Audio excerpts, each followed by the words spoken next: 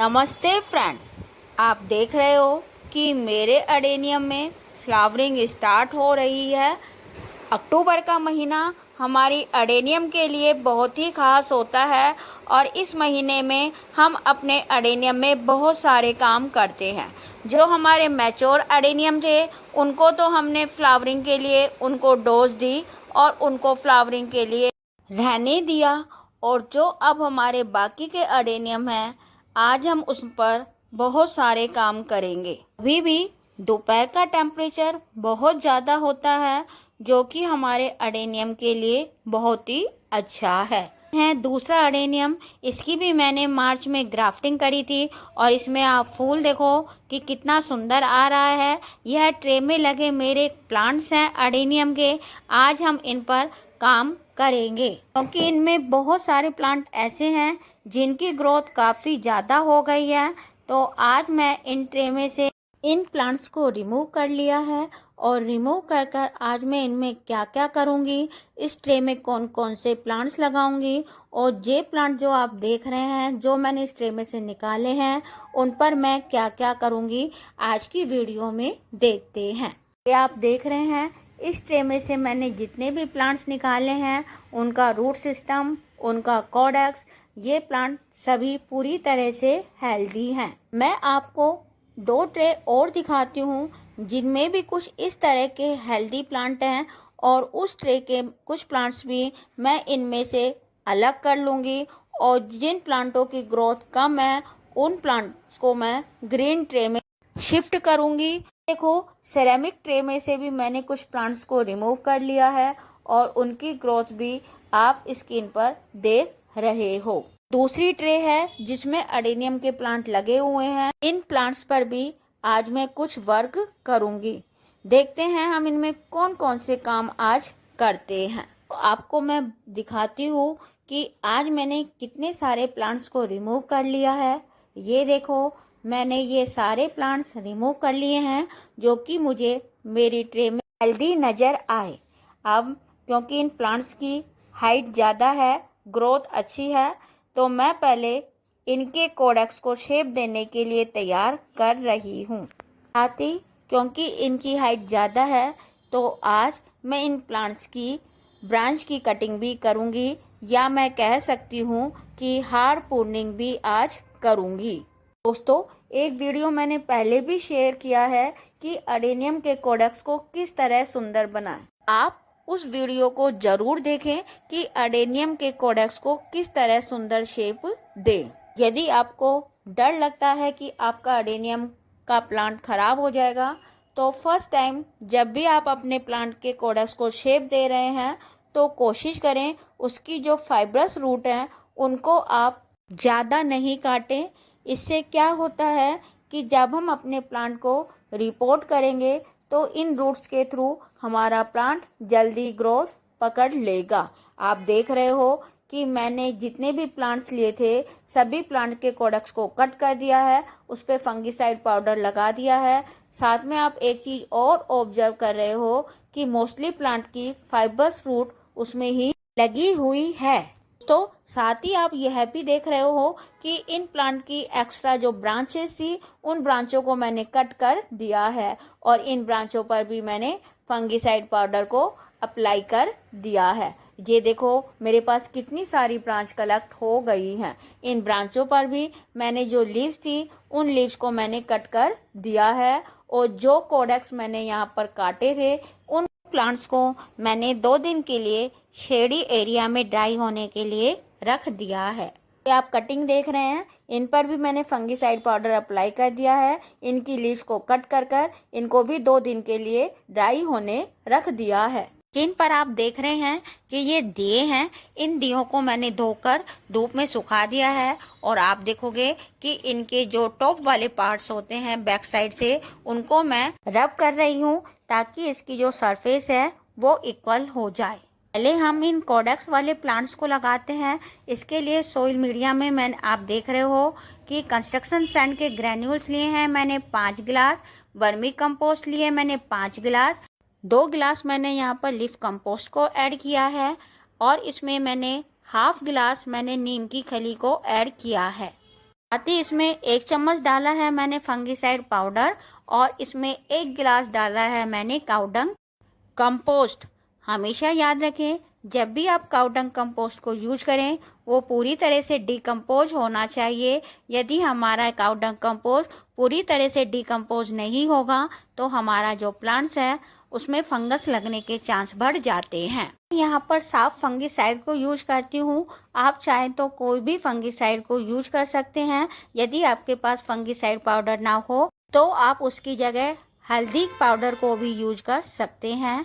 इसमें किसी भी इंग्रेडिएंट की थोड़ी बहुत मात्रा कम ज़्यादा हो जाती है तो उससे कुछ ज़्यादा फर्क नहीं पड़ेगा हमारे प्लांट्स पर। मैंने अपने प्लांट्स के कोडेक्स को कट कर लिया था, फंगिसाइड पाउडर अप्लाई कर लिया था, उसकी लीव्स को कट कर ली थी और उसको हमने शेडी एरिया में सुखा दिया था। अब हम क्या करेंगे, 2 दिन के बाद उन कोडेक्स को लेंगे, प्लांट्स को लेंगे और इसकी जो हमारा बेस होगा कोडेक्स का, उसके साइड से हम उसकी स्किन को हल्का हल्का ब्लेड की सहायता से छीलेंगे। इसको हम इसलिए छीलते हैं ताकि इसमें जो रूट्स होती हैं वो जल्दी डेवलप हो जाएं।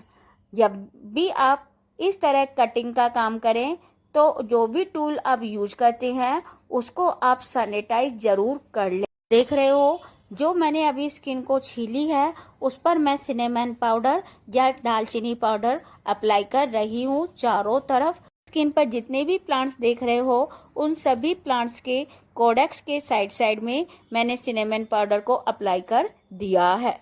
तो जब आप इस तरह का काम करते हैं और बाय मिस्टेक आपसे ब्लेड या आपका नेल्स आपके प्लांट के कोडेक्स पर लग जाता है तो उसी समय फंगिसाइड पाउडर को वहां पर लगा दें।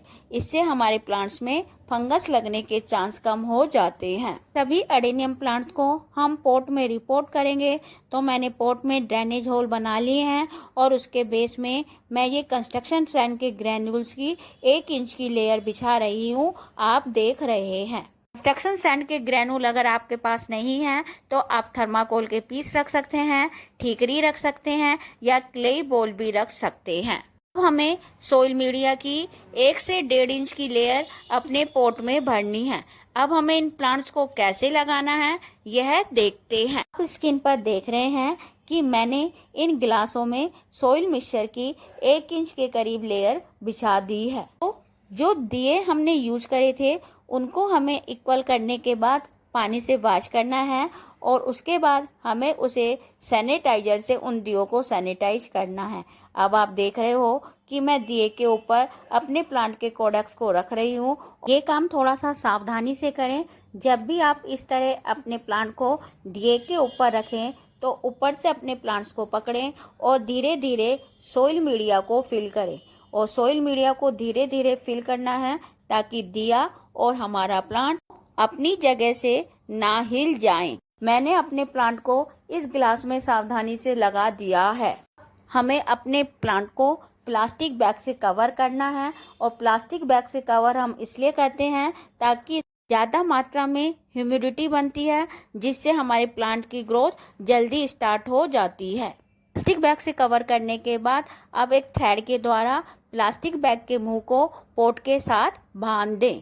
सभी प्लांट्स को छाया में रखें। हमें तब तक छाया में रखना है जब तक कि हमारे प्लांट्स में ग्रोथ दिखाई देना शुरू ना हो जाए। दोस्तों अब हम इन प्लांट्स की कटिंग को लगाएंगे। 2 दिन शेडी एरिया में सुखाने के बाद ये कटिंग कुछ इस तरह की दिखाई दे रही है। इसके लिए सोइल मीडिया के रूप में मैंने कंस्ट्रक्शन सैंड के जो ग्रैन्यूल्स को तो हम अडेनियम के बड़े प्लांट में यूज कर लेते हैं, जो उसका छना हुआ बारीक पाउडर होता है उसको हम इन कटिंग को लगाने के लिए यूज करते हैं। कटिंग के लिए जो हम सोइल मीडिया बनाते हैं उसमें हम 1:1 में कंस्ट्रक्शन सैंड और वर्मी कंपोस्ट या काउडंग कंपोस्ट लेते हैं। साथ ही इसमें 1/4 स्पून मैंने साफ का फंगिसाइड पाउडर डाला है। सोइल मिक्सचर से हमें अपने पॉट को फिल करना है। आप इस कटिंग को ट्रे में लगा सकते हैं, किसी भी पॉट में लगा सकते हैं। इनको लगाने के लिए आप फिंगर से या किसी ब्रश या किसी भी टूल की सहायता से सोइल मीडिया में हल्का सा गैप करें और गैप में अपनी कटिंग को फिल कर दें और फिर धीरे धीरे सोइल मीडिया से उसको हल्का हल्का चारों तरफ से दबा दें। आप देख रहे हो कि मैंने ट्रे में बहुत सारी कटिंग लगाई है। कटिंग लगाने के बाद मैं इन प्लांट्स की कटिंग पर अच्छी तरह से वाटरिंग कर रही हूँ। हमें वाटरिंग इतनी करनी है ताकि जो वाटर है वो हमारी ट्रे के होल में से निकलना शुरू हो जाए। दोस्तों, जब भी आप इस तरह फर्स्ट टाइम वाटरिंग करते हो तो वाटरिंग को प्रॉपर अच्छी तरह से करो, लेकिन सेकंड टाइम जब हम वाटरिंग करेंगे इस तरह के प्लांट्स में, सोइल मीडिया को चेक कर ही हमें तब मिस्टिंग करनी है सोइल मीडिया में। वाटरिंग करने के बाद हमें इस ट्रे को भी प्लास्टिक बैग से कवर कर देना है और इस ट्रे को किसी शेडी एरिया में रख देना है। और जब इन कटिंग या हमारे कोडेक्स वाले प्लांट में न्यू ग्रोथ दिखाई दे तो हमें प्लास्टिक बैग को रिमूव कर देना है और उसे फिर हमें ऊपर धूप में उसे रखना है। दोस्तों, अब मैं आपको कुछ ऐसे एडेनियम के प्लांट दिखाती हूँ जिनको मैंने कटिंग से ग्रो किया हुआ है। ये आप प्लांट देख रहे हो स्क्रीन पर, ये भी मैंने कटिंग से ग्रो किया हुआ है और आप देखो कि इसकी हाइट कुछ ज़्यादा बढ़ गई है, लेकिन ऊपर से ये कितना बुशी हो रहा है। इसमें सिंगल पेटल के पिंक कलर के फूल आते हैं और जब ये फूल आते हैं तो यह पूरा प्लांट बहुत सुंदर लगता है। आपको एक प्लांट मैं और दिखाती हूँ जो कि मैंने कटिंग से ग्रो किया हुआ है। आप यह जो पॉट देख रहे हैं इसमें 7 अडेनियम प्लांट की कटिंग लगी हुई है और एक कटिंग में तो आप ब्लूमिंग भी देख रहे हैं। अक्टूबर का मंथ अडेनियम के लिए बिल्कुल परफेक्ट है। इस समय आप अपने अडेनियम की हार्ड प्रूनिंग करें, कटिंग करें और उनके कोडेक्स को नया रूप देने का प्रोसेस करें। फिर मिलेंगे, तब तक के लिए हैप्पी गार्डनिंग।